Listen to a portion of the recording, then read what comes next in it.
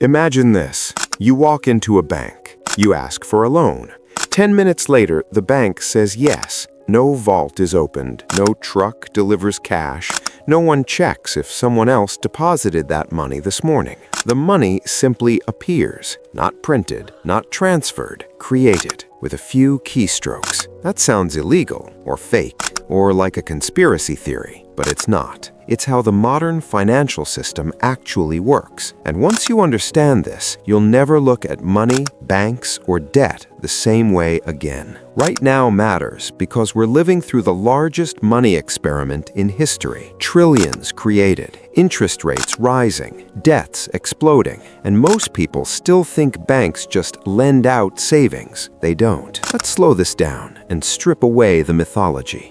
For most of history, money was simple. Coins, gold, physical things. If you wanted to lend money, you had to already have it. Someone else couldn't use it at the same time. That world is gone. Today, over 90% of money is not cash.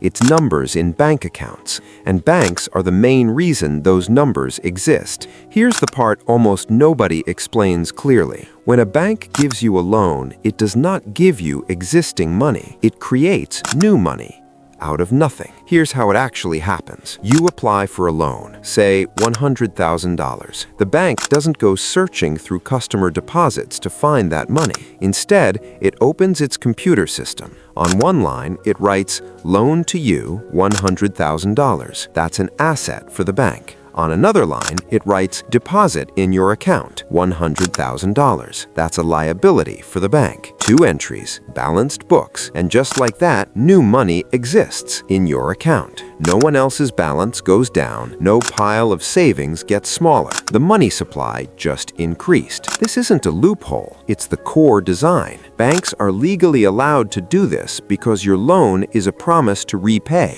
That promise is treated as something valuable. So your debt becomes their asset, and your deposit becomes spendable money. You swipe your card, you wire the funds, the money behaves exactly like any other money, because it is. This feels absurd at first. If banks can just create infinite amounts, why don't they create infinite amounts? Here's the catch. They're limited, just not in the way most people think. First, banks are limited by demand. People have to want loans. Second, they're limited by risk. If you don't repay, the bank eats the loss. Third, they're limited by regulations and capital requirements. They need a certain amount of real capital to absorb losses. And finally, they're limited by the central bank. But here's the twist. Banks create money first. Central banks react later. This flips the popular story upside down. Most people think central banks print money and banks pass it around. In reality, commercial banks create most of the money. Central banks mainly try to control how fast that happens. Interest rates are the brake pedal. Lower rates make loans cheaper. More borrowing, more money creation. Higher rates make loans expensive. Less borrowing, slower money creation. But the money that already exists doesn't disappear easily. That's where the uncomfortable math comes in. Every dollar created by a bank comes with a dollar of debt. Actually, more than a dollar, because interest exists. Which raises a quiet question. If all money is created as debt, where does the money come from to pay interest? It comes from more debt, more loans, more money creation. This means the system requires constant expansion just to stay stable. Not because anyone is evil, because that's how it's built. When borrowing slows down, problems show up fast. Businesses struggle, people default, banks panic, governments step in.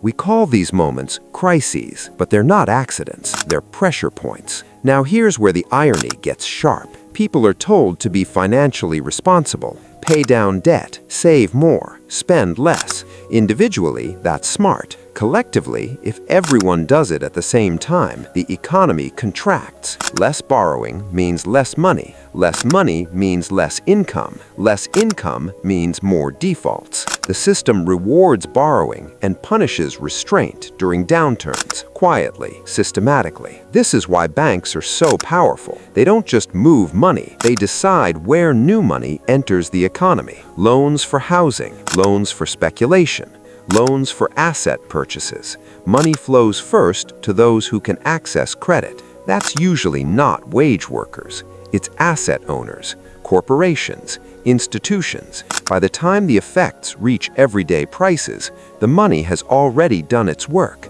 This is why inflation doesn't feel equal, and never is. Now contrast this with the popular image of money printing. When governments print physical cash, people panic. They imagine wheelbarrows of money, hyperinflation, collapse. But most money is created quietly by banks, digitally, during calm times. No headlines, no alarms, until something breaks. Then, suddenly, everyone wants to understand how money works, and by then, it's too late. Zoom out even further. This system ties growth, stability, and survival to continuous borrowing. Governments borrow, corporations borrow, consumers borrow. Stopping is not neutral. Stopping is dangerous, which means the question isn't, should banks create money this way? The real question is, what happens when this system hits its limits? Higher debt, higher rates, lower growth. Those forces are colliding right now. And here's the uncomfortable thought to sit with. The money in your account is someone else's liability. The stability of the system depends on promises being kept forever. What looks solid is actually fragile. What feels normal is historically new. Banks creating money with keystrokes isn't a glitch. It's the engine. The only question left is whether this engine can keep running without breaking something bigger. And if it does break, who pays for it?